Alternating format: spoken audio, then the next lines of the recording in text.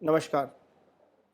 तो नरेश जी हमारे साथ हैं। तो सबसे पहले तो जानेंगे कि जब 2022 अप्रैल में देश गुरु बृहस्पति ट्रांजिट करेंगे, उसका समय क्या रहेगा, कितने समय के लिए ट्रांजिट करेंगे, क्या कुछ हमारे ग्रहों पर प्रभाव पड़ेगा, ये 12 राशियों पर क्या प्रभाव डालेगा।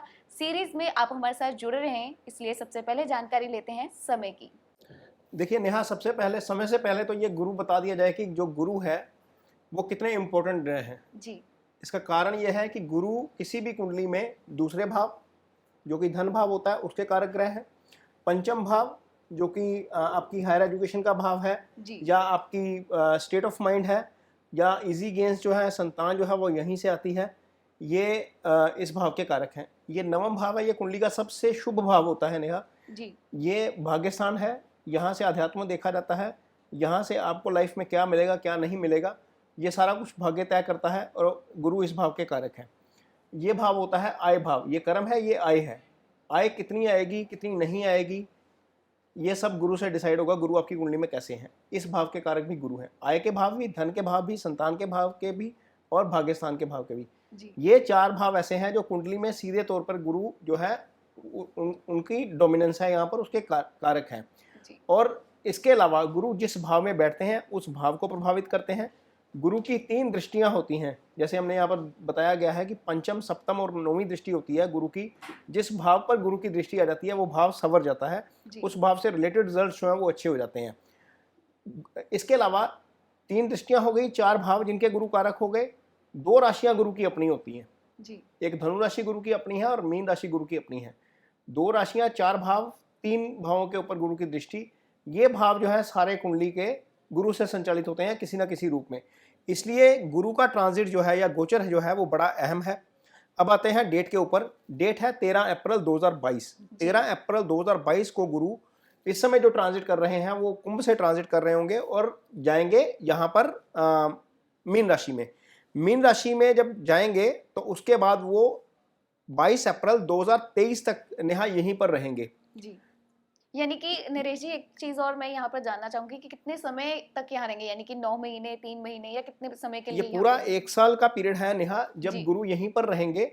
और इस बीच वो वक्री होंगे 28 जुलाई के आसपास। 28 जुलाई को गुरु वक्री होंगे, 24 नवंबर को फिर मार्गी हो जाएंगे। जी और गुरु का जो ट्रांजिट होने जा रहा है वो अपने ही नक्षत्र में होंगे, पूर्व भाद्रपद नक्षत्र में होंगे। जी उसके बाद 28 अप्रैल को वो उत्तर भाद्रपद नक्षत्र में जाएंगे।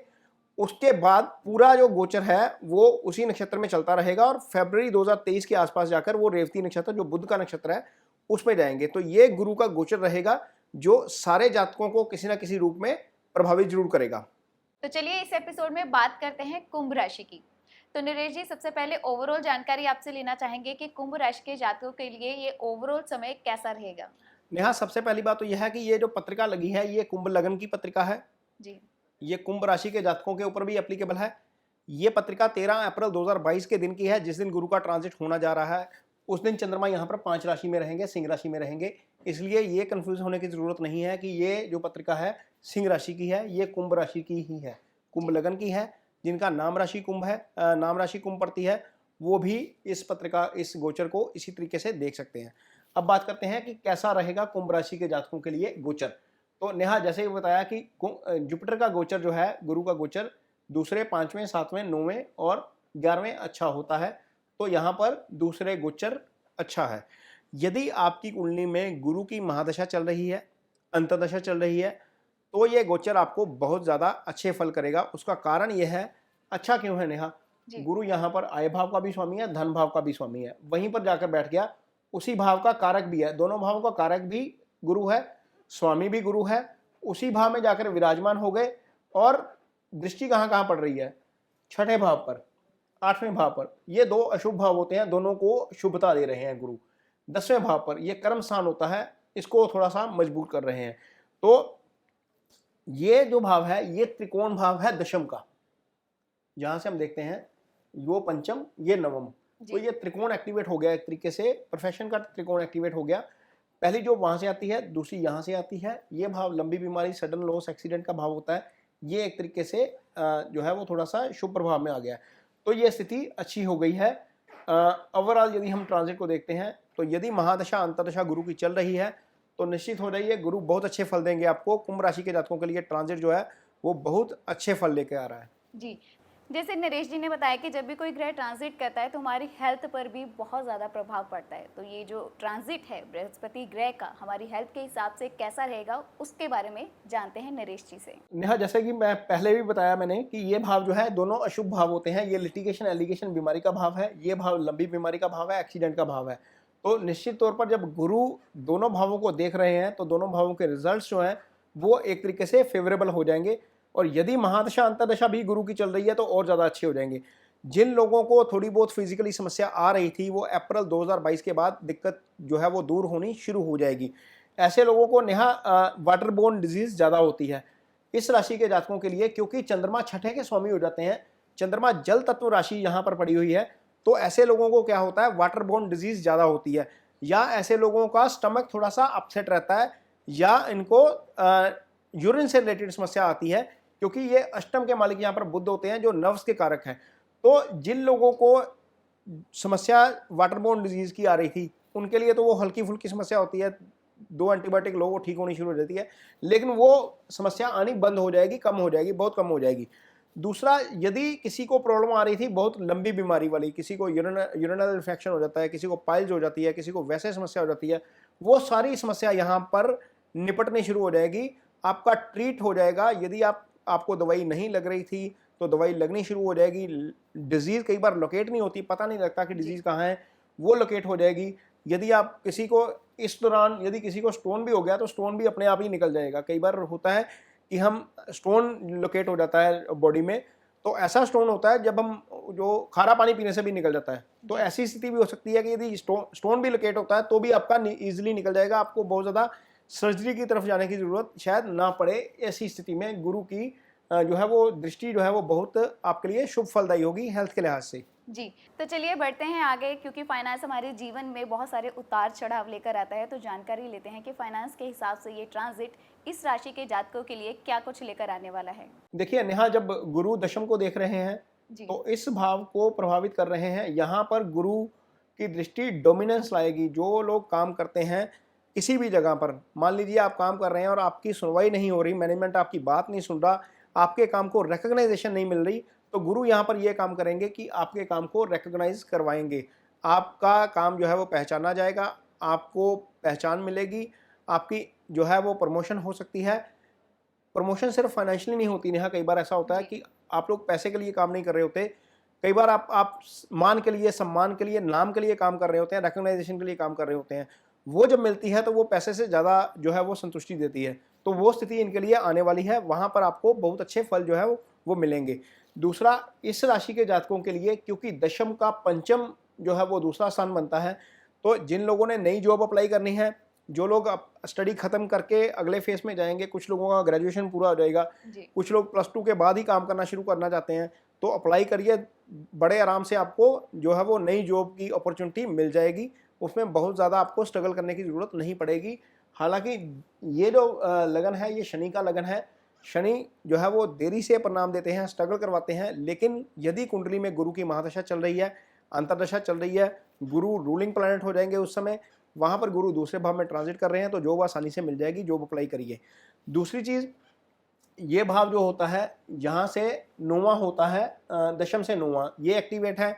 जिन लोगों को लगता है कि काम में अच्छे रिजल्ट्स नहीं मिल रहे, हो सकता है जॉब चेंज से आपको डिज़ायरेबल रिजल्ट्स मिलें, आपको पहचान मिले, तो जॉब चेंज करने की अपॉर्चुनिटी भी आपके सामने ज़रूर आएगी, और ये बेटर अपॉर्चुनिटी होगी। जहाँ पर पहले आप काम कर रहे हैं उससे बेटर ऑप्शन जो है वो आपको गुरु प्रोवाइड करवाएंगे। दूसरे भाव पर बैठकर छठे को देखेंगे तो वो चीज़ अच्छी हो जाएगी। जब काम बढ़ेगा, आपकी जॉब अपॉर्चुनिटी बढ़ जाएगी, तो इनकम निश्चित तौर पर बढ़ेगी, क्योंकि गुरु इस भाव के कारक भी हैं, मालिक भी हैं। तो ये अपनी राशि में आ रहे हैं, धन भाव में आ रहे हैं, तो निश्चित तौर पर जिनका कारोबार है उनको भी आय बढ़ेगी, जिनका बिजनेस एक्सपोर्ट इंपोर्ट का काम है उनको भी बढ़ेगी, क्योंकि यहाँ पर गुरु अष्टम को भी देख रहे हैं। तो गुरु जो है हर तरह के जॉब को, हर तरह के प्रोफेशन को राइज देंगे यहाँ पर। जी, रिलेशन या जिसे कह लें रिश्ते, ये हमारे जीवन में अहम रोल प्ले करते हैं। रिश्ते बहुत ज़रूरी होते हैं, लेकिन जब रिश्तों में मनमुटाव आ जाता है या फिर उतार चढ़ाव आता है तो जीवन उथल पुथल हो जाता है। तो इसी की जानकारी लेते हैं कि ये ट्रांजिट रिश्तों के हिसाब से कैसा रहेगा इस राशि के जातकों के लिए। देखिए नेहा, लगन का स्वामी जो है शनि, वो 12वें ट्रांजिट कर रहा है फिलहाल। जिस दिन गुरु का ट्रांजिट होगा 13 अप्रैल को, लेकिन गुरु अप्रैल में ही शनि जो है वो यहाँ पर आ जाएंगे। जी। तो शनि की सीधी दृष्टि सप्तम पर पड़ेगी यहाँ पर। ये सूर्य का घर है। गुरु हालांकि इस चीज को प्रभावित नहीं करेंगे, वो बैठे हैं कुटुंब के भाव में। कुटुंब के भाव में गुरु बैठे हैं तो थोड़ा सा जिस भाव में गुरु होते हैं उस भाव की हानि हो जाती है सामान्य तौर पर। तो हो सकता है थोड़ी सी कंफ्यूजन क्रिएट हो, लेकिन ज्यादा बचने वाला जो मामला है वो शनि से बचने वाला मामला होगा, क्योंकि यहाँ पर शनि बैठेंगे तो सीधा सप्तम को प्रभावित करेंगे, तो आपस में कंफ्यूजन क्रिएट हो सकता है। राहु पहले ही वहां पर तीसरे बैठकर सप्तम को देख रहे हैं। जब ये पाप प्रभाव में आ जाएगा तो कपल्स को आपसी अंडरस्टैंडिंग में समस्या हो सकती है। यदि आपको थोड़ी सी परेशानी होती है अपने पार्टनर के साथ, कोई भी कंफ्यूजन क्रिएट होती है, तो मिल बैठकर बातचीत के जरिए मामला हल करिए, नहीं तो कंफ्यूजन बढ़ सकती है, क्योंकि शनि और राहु दोनों सप्तम को देख रहे होंगे। ये भाव जो है वो प्रभावित हो सकता है। ऐसा भी हो सकता है कि आपके पार्टनर की तबीयत खराब हो, परेशानी हो सकती है, हेल्थ को लेकर पार्टनर के इशू हो सकता है, तो आपको तालमेल बैठा के रखना पड़ेगा। फाइनेंस तो बहुत अच्छा था, हेल्थ के लिहाज से अच्छा था, लेकिन रिलेशनशिप के लिहाज से ये थोड़ा सा सिचुएशन बहुत अच्छा नहीं है। उसका कारण यह है कि केतु सिंगल्स के लिए भी, केतु यहाँ पर भाग्यस्थान में है, पंचम को देख रहे हैं, सिंगल्स में भी कंफ्यूजन क्रिएट होगी, आपसी डिफरेंसेस बढ़ेंगे, हो सकता है आप में ब्रेकअप की भी नौबत आए, तो थोड़ा सा ध्यान रखिएगा इस चीज़ को। अदरवाइज बाकी गोचर आपके लिए बहुत अच्छा है। रिलेशनशिप के लिहाज से थोड़ा सा आपको सावधान रहने की जरूरत है। जी, अब जानते हैं कि इस राशि के जातक क्या क्या उपाय कर सकते हैं। देखिए नेहा, यहाँ पर धन भाव के स्वामी, आय भाव के स्वामी, दोनों के स्वामी गुरु हैं। जी। तो धन बढ़ाना है तो गुरु का उपाय जो है आप कर सकते हैं। आप सबसे पहले तो यह है कि केसर का टीका लगाना शुरू करिए। केसर का टीका लगाने से आपके ऊपर गुरु का प्रभाव बढ़ेगा। जैसे जैसे गुरु का प्रभाव बढ़ता जाएगा, आपका जो मानसिक स्थिति है वो थोड़ा सी आप विनम्र हो जाएंगे। विनम्रता से बहुत सारी चीज़ें वैसे ही हल हो जाती हैं। तो केसर का टीका लगाइए। यदि आप दूध पीते हैं तो दूध में हल्दी डाल लीजिए, वो आपके लिए बहुत अच्छा उपाय है। नहाते वक्त आप पानी में एक चुटकी हल्दी डाल लेंगे तो आपके लिए एक अच्छा उपाय के तौर पर काम करेगा।